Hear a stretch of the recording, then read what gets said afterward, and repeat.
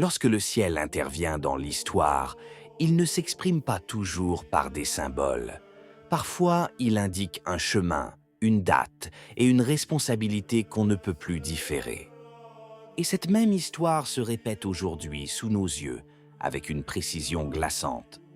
À la fin de cette vidéo, vous comprendrez pourquoi ce qui se passe aujourd'hui dans l'Église, la grande apostasie, le silence des pasteurs, la dissolution progressive, n'est pas un accident. C'est le dernier chapitre d'une histoire qui a commencé il y a 400 ans. Et cette histoire a une date d'expiration, le 13 juin 2029. Ce que vous allez entendre est tiré d'une interview accordée par le père James Altman à LifeSite News. Revenons 346 ans en arrière, car c'est là que cette histoire commence véritablement. C'était le 17 juin 1689. Sainte Marguerite Marie Alacoque, religieuse de la Visitation et mystique française, reçut un ordre précis du Sacré-Cœur de Jésus. Le roi de France devait consacrer son royaume au cœur du Christ. Ce n'était pas une invitation, c'était un ordre, assorti d'une promesse de protection et d'un avertissement implicite. Les rois de France n'obéirent pas. Des années, des décennies, des générations passèrent sans que personne n'ose faire ce geste.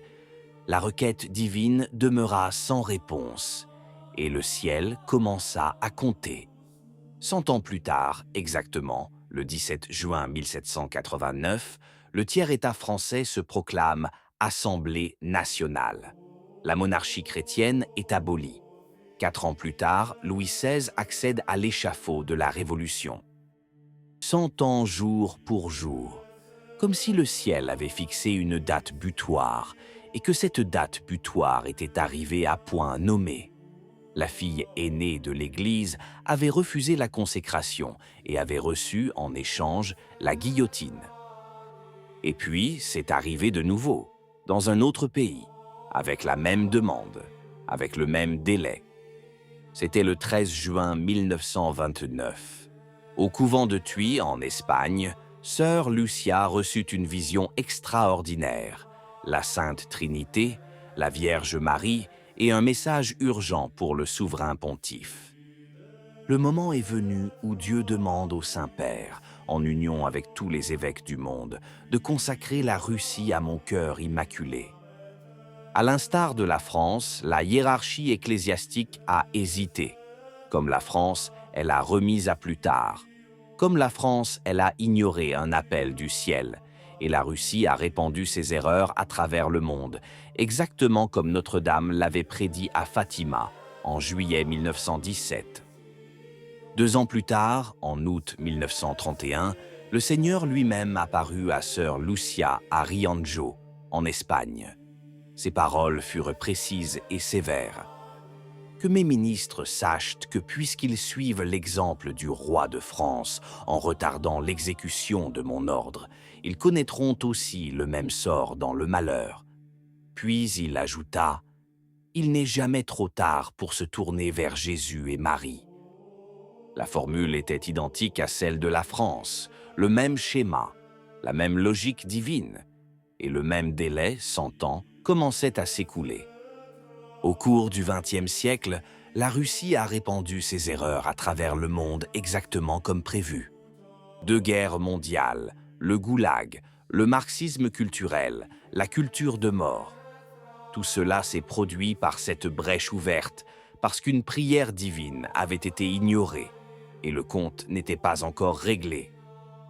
C'est dans ce contexte que s'inscrit l'opinion du père Altman, démis de ses fonctions dans sa paroisse Saint-Jacques après la diffusion d'une vidéo où il affirmait qu'un catholique ne pouvait voter pour le Parti démocrate sans trahir sa foi. Et il n'a pas cessé depuis. Il continuait de parler depuis des tribunes numériques que la hiérarchie ne pouvait pas faire taire. Le père Altman a rappelé une citation historique attribuée au cardinal Karol Wojtyła, le futur Jean-Paul II, dans un discours de septembre 1976, rapporté par le Wall Street Journal après son élection au pontificat. « Ces mots sont entrés dans l'histoire. Nous sommes maintenant dans la bataille finale. L'Église contre l'anti-Église, l'Évangile contre l'anti-Évangile, le Christ contre l'Antéchrist. Ce n'était pas de la rhétorique, c'était un diagnostic formulé par un homme qui connaissait le totalitarisme de l'intérieur, qui avait vécu sous l'occupation nazie en Pologne et qui observait l'Occident sombrer dans les mêmes erreurs idéologiques avec un sourire. Un homme qui, 2 ans plus tard, deviendrait pape. Ce que le père Altman appelle la grande apostasie, les fidèles désorientés, les cathédrales accueillant des spectacles profanes, les nominations qui semblent destinées à contester la doctrine plutôt qu'à la défendre, est le fruit d'un retard accumulé pendant des décennies. Elle n'est pas apparue de nulle part. Elle est arrivée, comme la Révolution française, au terme d'un long silence.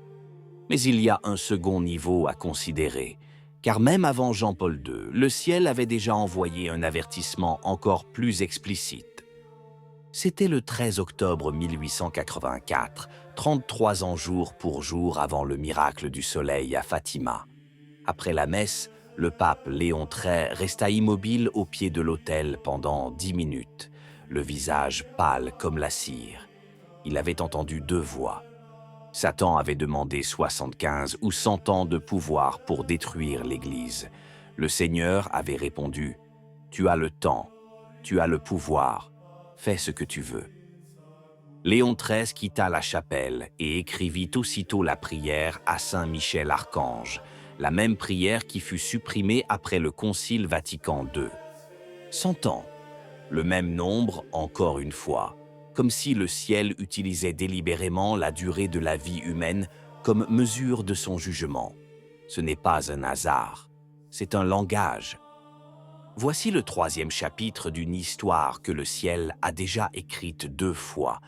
Il ne s'agit pas seulement d'un problème d'inertie ecclésiastique, de papes distraits, de cardinaux paresseux, de conférences épiscopales qui préfèrent le consensus à la vérité.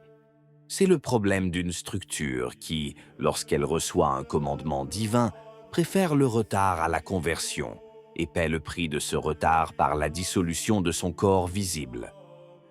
Vous disposez désormais de tous les éléments nécessaires pour comprendre où nous en sommes. Le 13 juin 2029 marquera le centenaire de la demande de consécration de la Russie formulée à Fatima. 100 ans pour la France. Pour le pouvoir de Satan.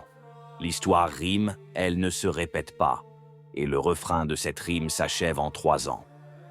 Saint Paul, dans sa 2e lettre aux Thessaloniciens, avait déjà écrit que l'apostasie viendrait en premier. Tout d'abord, il est essentiel de rappeler que, comme l'obscurité précède l'aube, ce que nous vivons aujourd'hui dans l'Église n'est pas la fin de l'histoire. C'est la condition sine qua non de la promesse de Notre-Dame à Fatima. À la fin, mon cœur immaculé triomphera. Notre réaction n'est pas la panique, ce n'est pas le désespoir face aux gros titres. C'est le chapelet quotidien, c'est la messe traditionnelle, c'est la fidélité à la doctrine reçue, cette même doctrine que les rois de France étaient censés défendre et que la hiérarchie actuelle abandonne systématiquement. Qu'en pensez-vous? Si la vidéo vous a plu, laissez un commentaire. Amen. Que Dieu vous bénisse.